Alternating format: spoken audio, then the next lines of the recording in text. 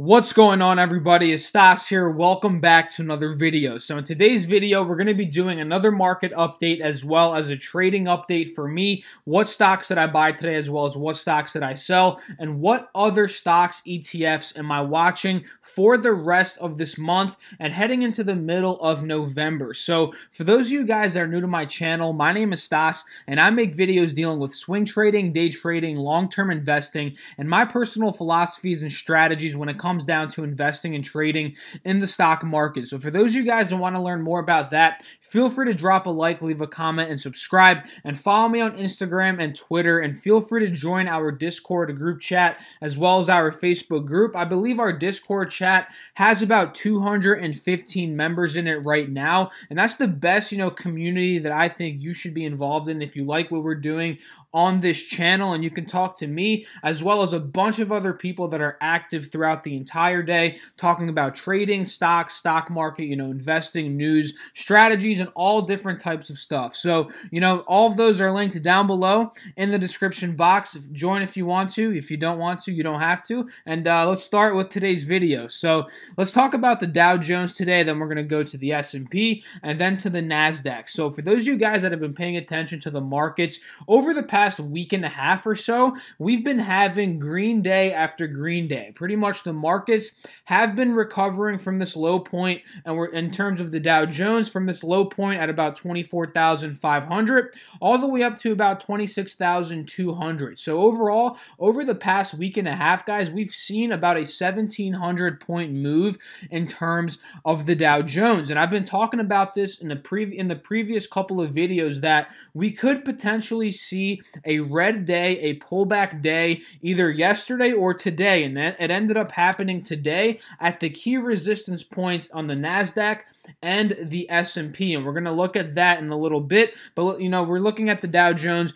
right now. So we noticed, in terms of the Dow Jones's chart, guys, it was in this downwards trending channel for pretty much all of October, right? And then we noticed it bounced here at the lows that we were just talking about, and then we broke out of that channel above the 50 SMA and then above the 180 SMA. So this is the only index that's actually above all of the moving indicators or moving averages that we use in our platform. We'll see the NASDAQ and the S&P aren't quite there yet, but what I do expect now in terms of the Dow Jones, since we are above the 180 and the 50 SMA as well as the EMA, is that now that we've experienced this pullback, I do expect it to hold above here, and if it doesn't end up holding above there, this could be another sign that the markets are not done selling off yet. I really hope that that doesn't happen, guys, but there's always a possibility that we continue to correct in the market that we're currently in. But the technicals right now, and judging based off of these technicals,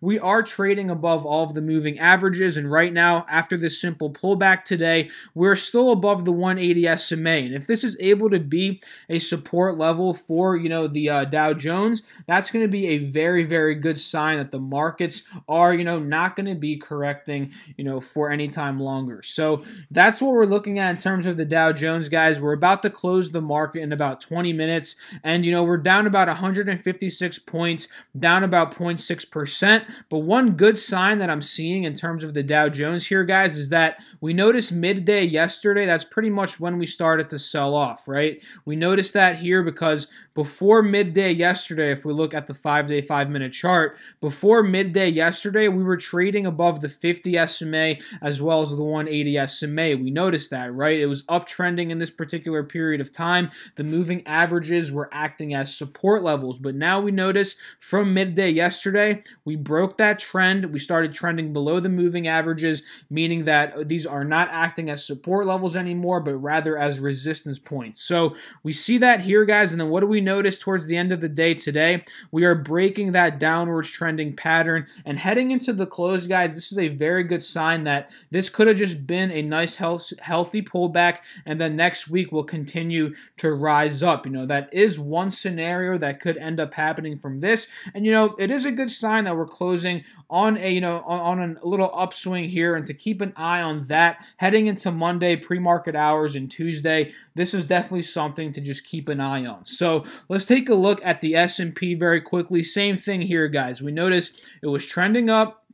Midday yesterday, we started to correct, broke below the moving averages, and today, obviously, we sold off a little bit more till a couple of hours ago where we're seeing a break of that trend, a break of that pattern with a break above the 50 SMA, and now it's looking like we're going to, close the day in the S&P on an upswing. We're still going to close down about 0.5%, I would say probably about 0.6%, but still closing on an upswing, closing on a break of a pattern is a very good sign for the S&P. And if we look a little bit further on the 180 chart here, the S&P got rejected right at that resistance point that we called out in yesterday's video and in the video before to that, guys. Remember when I was talking about the S&P in general has a resistance point at about 28.15 because it wasn't able to get above it here. We got rejected here, pushed down, got rejected again, and that's exactly what ended up happening. So what do we want to see, guys, in terms of Monday, Tuesday, Wednesday, and next week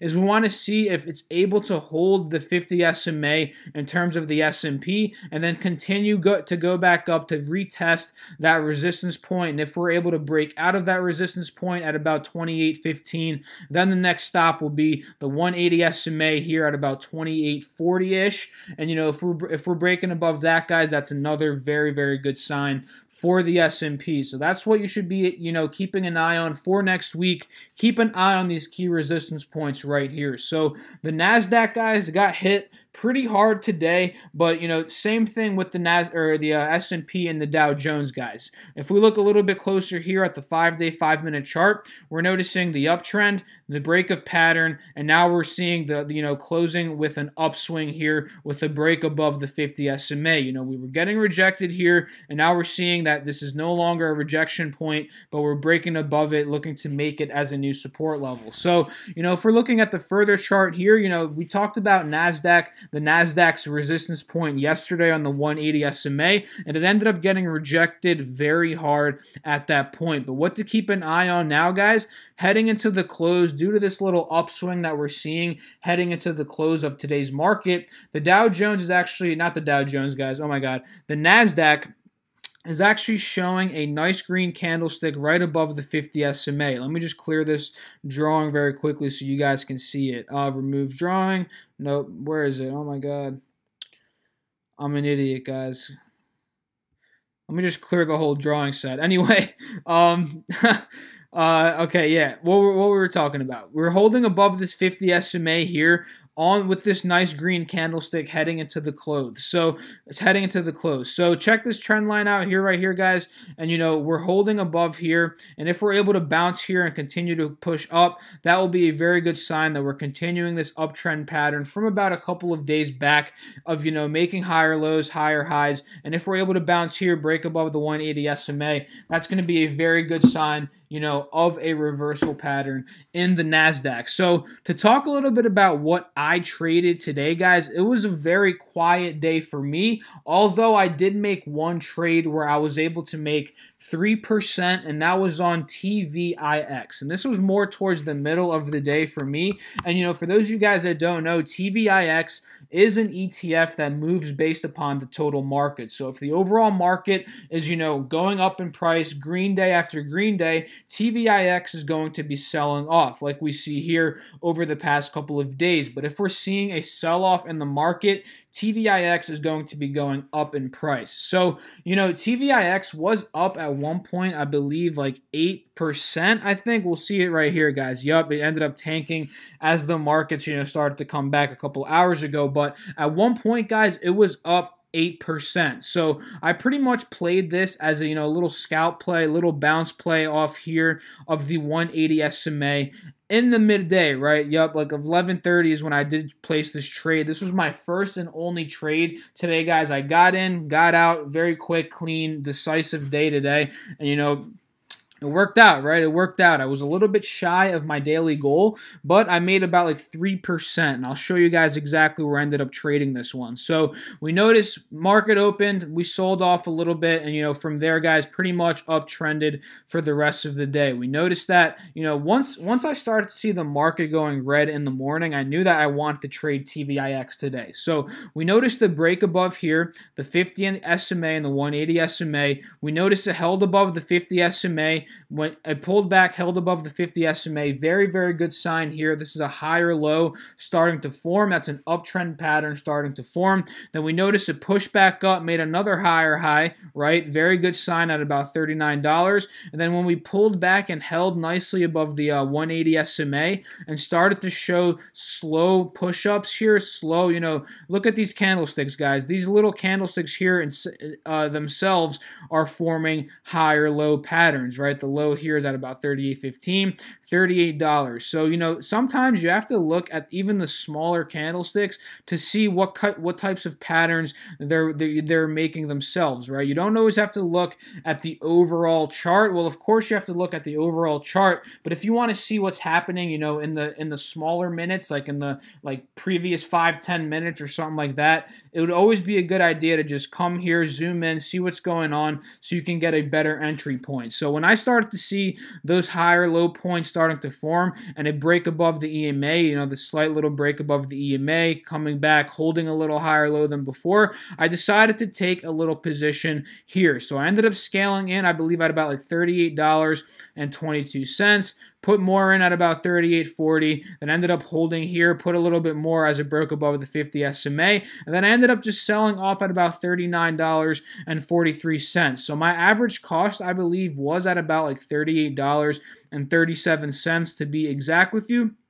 And I believe I made a little bit, actually it was a little bit under 3%. It was about 2.7, 2.6% because I ended up just selling right up here. Once we started to see this strong red candlestick forming, I ended up just taking my profits right there, and I made about 2.5 to 3%. Now to take a look at some other big movers that we saw today, well, mainly one big mover that we saw today in the stock market, and that being UGAS. I missed the UGAS train today, guys, but shout outs to everybody out there. Let me know down below in the description or in the comment section if you were able to trade UGAS because, today that ETF exploded. It was up about 17% at one point, I think from 118 up to about...